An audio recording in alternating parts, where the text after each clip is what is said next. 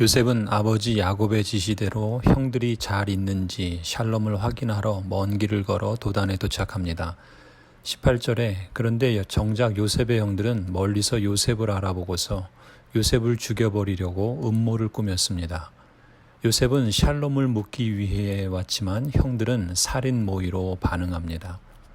성도 여러분, 사람이 각기 라다의 사명을 잃어버리면 대개 샬롬이 깨어지는 일들이 발생하고 샬롬이 깨어지는 곳에서는 관계의 기쁨이 아니라 미움과 시기, 분노와 죽음으로 치닫게 됩니다. 그러나 샬롬은 이런 악으로 회복될 수 없고 또 힘과 폭력으로 얻을 수 있는 것도 아니지요. 19절에 요셉의 형들은 서로 마주보면서 말했습니다. 야, 저기 꿈꾸는 녀석이 온다. 자, 저 녀석을 죽여서 아무 구덩이에나 던져놓고 사나운 들짐승이 잡아먹었다고 하자. 그리고 그 녀석의 꿈이 어떻게 되나 보자. 형들에 의해 요셉의 꿈은 이제 산산이 부서지게 됩니다. 요셉이 꾸었던 꿈은 사실 자기가 꾸고 싶어서 꾼 꿈은 아니었죠. 어쩌면 하나님이 꿈을 주신 겁니다. 다만 요셉의 태도가 오만했고 그 꿈을 표현하는 방식이 이기적이어서 형들의 시기와 분노를 샀습니다. 요셉의 경우를 보면 하나님의 주신 꿈이라 해도 그 꿈이 저절로 이루어지는 것이 아니라 사람의 응답에 따라 무너질 때도 있음을 봅니다. 참으로 잠언 16장 18절 말씀대로 교만은 패망의 선봉이요 거만한 마음은 넘어짐의 앞잡이입니다. 우리 개인이나 가정 또 교회 공동체가 하나님의 뜻을 찾고 하나님이 주신 사명과 꿈을 이루고자 할 때 우리가 늘 기억해야 할 자세는 교만이 아니라 겸손임을 기억해야겠습니다. 이기적이고 세상 욕망을 추구하는 본성을 가진 인생에게 하나님께서 은혜를 베푸셔서 하나님의 언약 백성으로 불러주셨을 뿐만 아니라 우리를 충성되게 여겨주셔서 여러 직분을 맡겨주시고 라다의 사명을 따라서 하나님의 놀라우신 덕과 생명의 복음을 전하는 귀한 특권을 주셨으니 그 직분이나 사명을 우리 자신의 자랑거리나 교만으로 삼아 우쭐거리지 않고 겸손히 주님의 뜻이 잘 이루어지도록 온 힘을 다해 충성해야 되겠습니다. 또 어떤 상황에서든 하나님의 이름을 높이려는 마음과 자세를 늘 잊지 않아야 하겠습니다. 21절을 보면은 맏형인 루벤은 생각을 바꾸죠. 잔뜩 겁을 주어서 오만하게 구는 요셉의 버릇을 바로 잡기는 하되 극단으로 치닫는 것을 원치 않았습니다.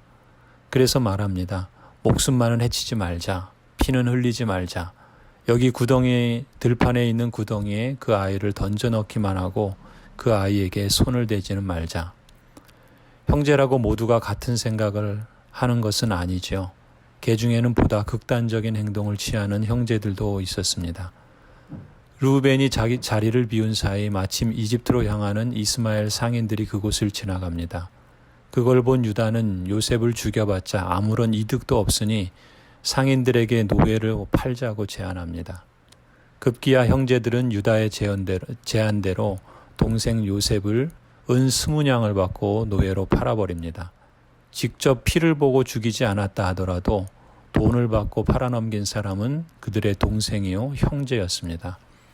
손만 봐주고 넘어가자는 르우벤이나 자기 손에 피를 묻히지 않고 노예로 팔아 목숨만은 건져준 동생들이나 혹 이런 자신들의 행위에 대해 최악을 피했다고 합리화할 수는 있을지 모르겠으나 하나님의 언약 백성이 추구할 삶은 최악이든 차악이든 악이 아니라 최선의 삶이요 적어도 차선의 삶을 추구해야 하지 않겠습니까? 신자로서 우리도 때로는 이런저런 죄를 범하는 걸 알면서도 이 정도는 괜찮겠지라고 스스로 합리화하는 경우가 있지 않나요? 요셉의 형제들을 보면 그것이 얼마나 끔찍하고 악한 일인가, 또 그런 마음을 갖고 있다는 것이 하나님 앞에 얼마나 두려운 일인가를 돌아보게 됩니다. 31절에 요셉의 형들은 요셉을 죽이려고 모의했고 급기야 노예로 팔아넘긴 죄를 숨기기 위해 아버지에게 거짓말로 속이는 죄를 덧붙입니다. 하나의 죄를 숨기려고 하면 대개 또 다른 죄를 덧붙여 짓기 마련이지요.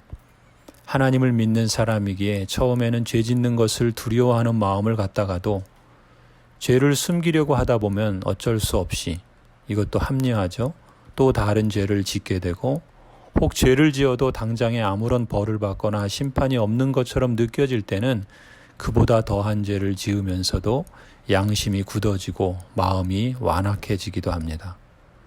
분명한 것은 바로 그러한 마음 속에는 이미 하나님의 임재가 떠나 있다는 사실입니다. 그러한 심령 속에는 하나님이 함께 거하실 수 없습니다. 하나님과 교제가 그치는 것이죠. 하나님을 떠나 있는 마음과 심령, 그것이 곧 지옥이고 심판이나 다름없습니다.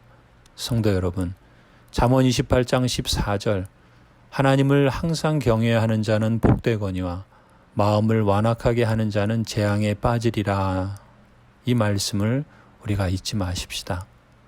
오늘도 주님의 말씀과 성령의 다스림 아래 살아가는 샬롬의 날이 되기를 주님의 이름으로 간절히 기원합니다.